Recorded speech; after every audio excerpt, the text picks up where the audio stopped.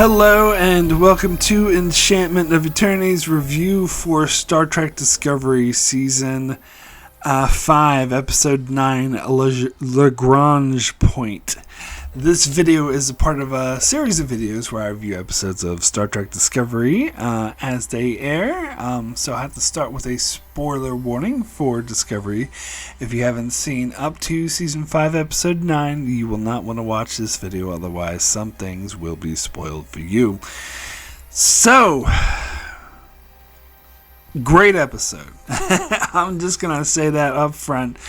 I'm reaffirming, like even more firm, I would say, on my stance that this is easily the best season of Discovery. And depending on how the finale goes, but I'll have to reserve judgments until we get that finale. But I will say that it's a possibility that I may even go as far to consider this one of the best seasons of the franchise. But hold off on that now, because we've had, I think episode 2 and 3 I thought were kind of mediocre. They were still good, but just kind of mediocre. But after that, I think pretty much every episode has been stand out. Amazing. So this one, pretty damn good. So we had them show up at the place where the final destination for the thing is, and it was between two black holes, and then the Breen just showed up and just yanked it in. I thought that happened kind of quickly, because Discovery was like, oh, we're gonna have to do this, we're gonna have to do that, and oh, we couldn't even find the thing, but the Breen seemed to find it instantly. Again, I don't know, it's just kind of plot convenience, but yeah, the Breen seemed to be really awesome at doing everything. But you get an extra layer here, that there's another Breen, I can't remember what they're referred to, but sect or faction or clan or whatever they're called, that is on their way to destroy this faction, because they heard that what's-his-face, Locke's uncle, was dead, so they think, oh, they're vulnerable now, so we're going to go wipe them out or take them over. And so then this comes with the side plot with, we get the return of President Rillick and the return of Saru. So I guess both of those actors are finished doing their other obligations, which I did hear would happen. And of course, the Vulcan president there as well. And we get them having to deal with trying to delay this other faction from getting involved, because that would just make things way worse. And the last thing they want is for that faction to find out about the progenitor's technology. And so Saru gets volunteers to go on the mission in the shuttlecraft to not appear too threatening, but is still extremely dangerous because they could just simply destroy the shuttlecraft. But his intent is mainly to delay, or to try to divert them at best, but at the least delay. And I like how he volunteers immediately. You can tell that his fiancée is not too happy about that. And again, it's the subtle way they play Vulcans that I think work extremely well. And later we get a scene between them where she says it wasn't so much that she's worried about his safety, which she is, but she says that she understands that they're both have duties and are devoted to their duties, and she would never interfere with them. But she was more concerned that he would let his emotions of wanting to stay alive in order to make his wedding interfere with his duty.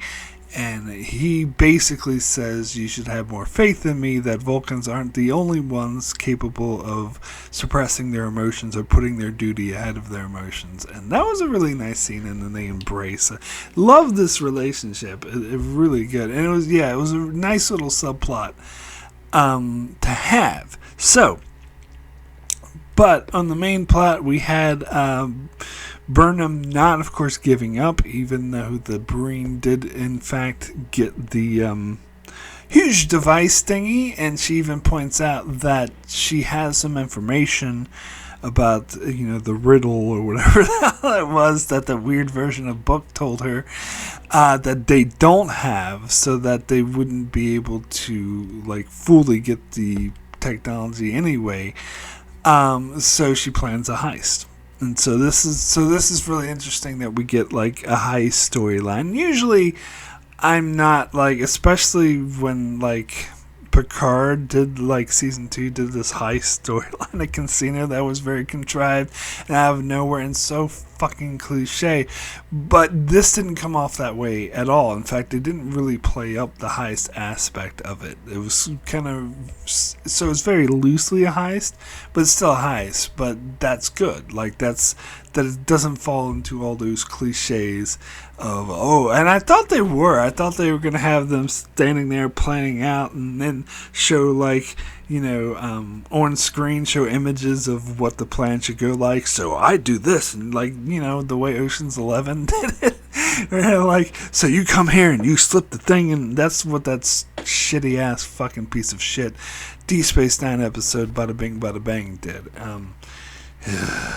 It's not fun. It's a terrible episode. But anyway, one of the worst of the series. But anyway, they didn't do that, which I'm thankful for. That I thought they would play up the heist aspect of it too much and fall into all those cliches, but they totally did not. Yet it still had all of the suspense and tension of a heist scene. So it's all the best parts of a heist scene, leaving out the stupid, boring cliches that have been done a million times before. So it's the best choice that they could have possibly done. So having Adira be the only one who's able to crack the brain technology makes a lot of sense. For one thing, they're from the 32nd century and not from the 23rd. But on the other thing is that Adira has been shown to be very technically minded, very gifted in that regard, and I think it makes sense that they would know more about how to do it than Stamets would. And I like how Stamets was trying to be oh, no, I can do it. It might take me a bit longer, but Burnham very correctly made the calls that every second counts. We can't deal with that. And it was obvious why Stamets was doing that, because he's kind of a father figure to Adira and was looking out for them, but Burnham had to do what was best for the mission. And I like how Adira was very hesitant and very nervous about doing it, but still was determined, I can do this and we'll do what's best for the mission. Now, they did have a scene with Adira, Book, Burnham, and Reese, who were going on the mission, walking down the corridor in the Breen get up. So it kind of reminded me of the last season where they had an away team go to investigate 10C, and they were walking down the corridor in slow motion with their jackets flowing in the wind, and how pointing out how fucking stupid that was and how ridiculous that was. But it reminded me of that, but is not anywhere near as bad. I actually fine with it. I actually didn't have any issues with it. It just actually reminded me of that a little bit, but it was still necessary because to show what they look like and that they're going to go undercover as Breen, I think was really cool. And it's interesting that Reese again gets more play. I'm starting to actually appreciate Reese as being one of the most important bridge crew guys, but he's the only one who has remained. As totally everyone else on the bridge is completely new. Well, I think that there was that one guy, with the goatee. I think he was there last season when Bryce left. But the two people at the helm are new, because I guess the actors who play Detmer and Orshakin must have been off doing other things. I wonder if they'll be back for the finale. Maybe. But, anywho, yeah, so I'm just liking Reese more as a character, even though I still don't know him that well. But I think I've known him a lot better this season than I had before, and I thought it was actually cool having him go on the mission to protect Adira while Burnham and Book went over to try to get the technology. And I like the way that this whole thing was shot. Again, this episode is directed by Jonathan Frakes. I wish Frakes could direct every episode, because the finale, of course, is going to be directed by that guy whose name I can't pronounce. I'm just doing it out of politeness because I don't want to butcher it. And I don't care for his directing style. He's the one who loves to spin the fucking camera. And so I'm going to have to put up with that for the finale. But hopefully the finale is going to be so good it's going to override that. And hopefully he doesn't spin the camera too fucking much. But Frakes, yeah, he's definitely not just him, to be fair. I sort of notice him more because he's Riker and he's a well-known name in the franchise, but I definitely love his directing style, and that came out very much so in this episode, and particularly when we get to, I love how they did it. It was a very clever workaround when they had our Discovery crew go undercover as Breen and wear the Breen helmets, which we've seen before. Kira's done it twice. So it was interesting in how they had the translator working out, but the way they shot it, where we actually saw like close-ups of our cast members, like what they look like inside the helmets, and they're talking to each other, but the other brain, of course, can't hear them, and we get to see their reactions on their faces, not just through the helmets. I think that was very clever. I love the way they did that. I think that really worked. And then we had that really nice moment with Book and Burnham where she's set him aside and told him what happened, and the weird space or whatever that she was in, the mind space that she was in the previous episode, how she had a revelation about how she wasn't being completely fair to him, and he admitted he wasn't being completely fair to her. Now, I don't think this breaches the level of over-sentimentality that I complained about. I think this actually really works for me, but the one problem that I do have with it is, couldn't she had talked to him earlier about this when they were still on Discovery, not waited until they're in the middle of an undercover fucking mission that's vital and they could be killed at any moment? Seems like it's not the best time to have this kind of conversation, just saying. But I like the conversation itself. I think that I love the dynamic between Burnham and Book. It's definitely one of the strengths of the season. I love how this is basically banking off of what happened in season 4, that they're just not wiping the slate clean or saying oh, you're forgiven, everything's fine. That it created what Book did in season 4, created a rift between them that they're still trying to overcome. And I love that. I love how they actually face it head on, and I love how they're sort of facing the realities of why they did what they did, and Burnham's admitting her own faults. So I love that. I think the whole storyline between them is amazing. I just think that she should have had this conversation before they went on a dangerous undercover mission. Just saying. Yeah, it was very intense to have them talking, to the Breen and then trying to work their way around, and when their mask didn't work to open the door, then they just attacked the other Breen to get in, but this caused the alarm.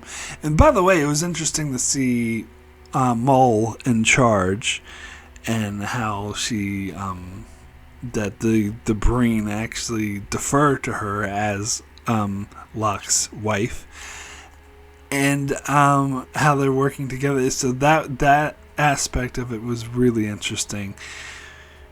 But yeah, so then you get into the really intense stuff, which is where I think this episode really shines, where the mission starts to go wrong. And again, I'm glad they didn't do the heist planning thing to show you how the mission should go, and then we get there and it doesn't go. I'm glad they avoided that cliche. So I like the scene on the bridge where Reese went off after those Breen and started like kicking their asses in order to protect Adira. And you really felt for Adira in that moment because they weren't really prepared for this battle ready, and you could tell how nervous they were, and that they wouldn't do that well against trained Breen warriors.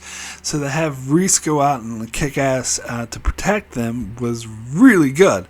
And then, of course, they beamed out shortly after, just in the nick of time. But then, of course, you also had, like, Burnham confronting Maul because they were discovered and they took their masks off. And that was a really interesting exchange as well. And then you had Burnham. I still don't understand what the code... why the code meant what it did. I know from Rayner's interpretation of what the code actually meant. But yeah, I don't know why that signaled it, but apparently it means to ram Discovery into the shuttle blade and blow the whole thing out into space, and then beam Burnham and Book on board once they're in space, which is a ballsy move, and I love the way it played out. This is very intense. The whole thing, yeah, was so good. It's like some of the best tension suspense that Trek has done. It's among the best. It was so good.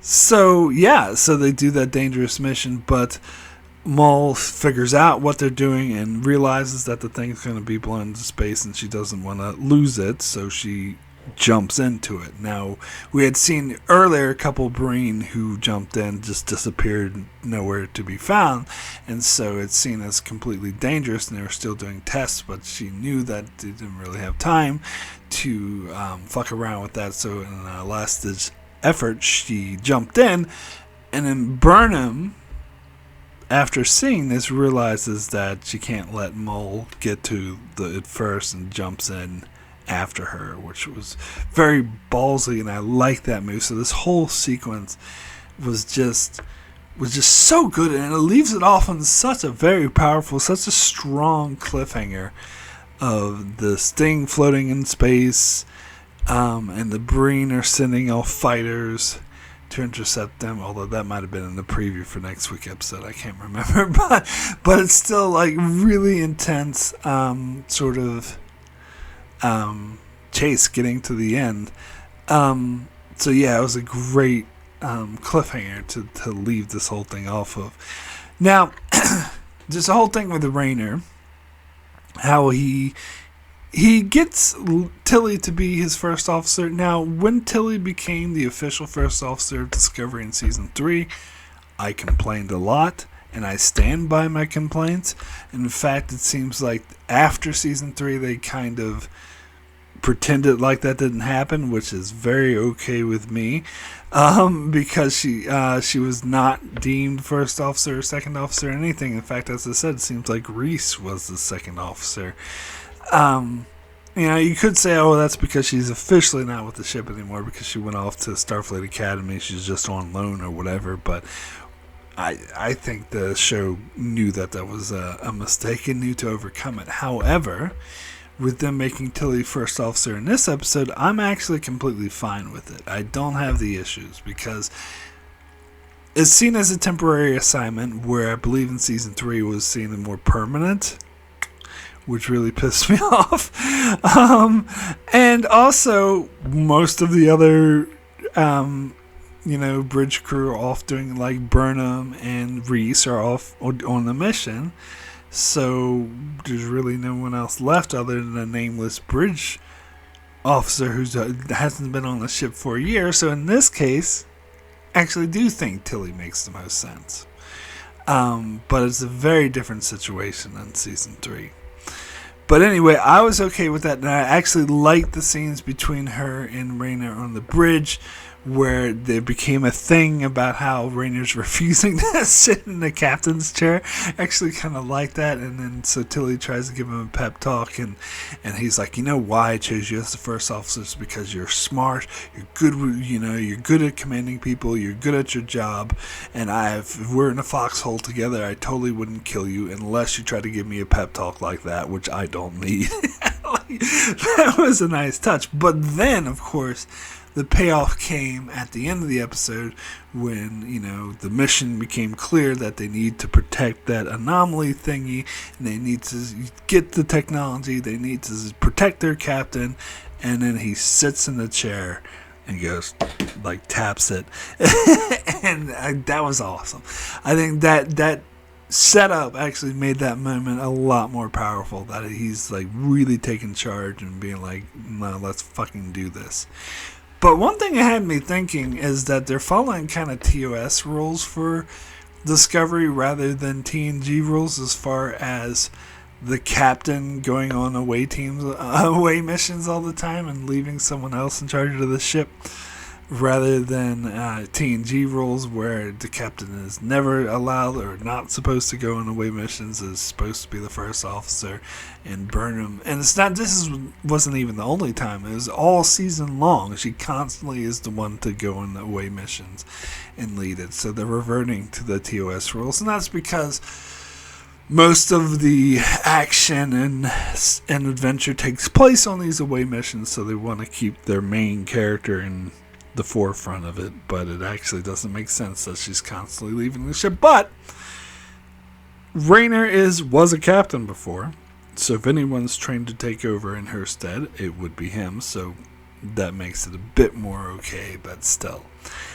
it seems like she's constantly going away and leaving Rainer in charge. But no, I like the dynamic. It was an amazing cliffhanger.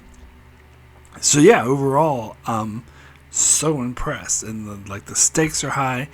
I'm still hoping that, I don't even know if this is true anymore, because I read somewhere that they did reshoots for the finale to make it a series finale in order to wrap up the whole show, because they apparently shot the whole season and then found out they were being canceled. And I heard that they were going back and shooting more scenes, which is why the show got delayed, because it was originally, I believe it was originally supposed to premiere at the end of 2023, and I think it got pushed back, not just because of the strikes, although the strikes might have affected it too, but I heard even before the strikes happened, I believe, they pushed it back to 2024 because they wanted to go and reshoot more stuff after when they heard the show was being canceled. And I hope that's the case. I hope that next episode doesn't just wrap up the season storyline, that it also wraps up the show,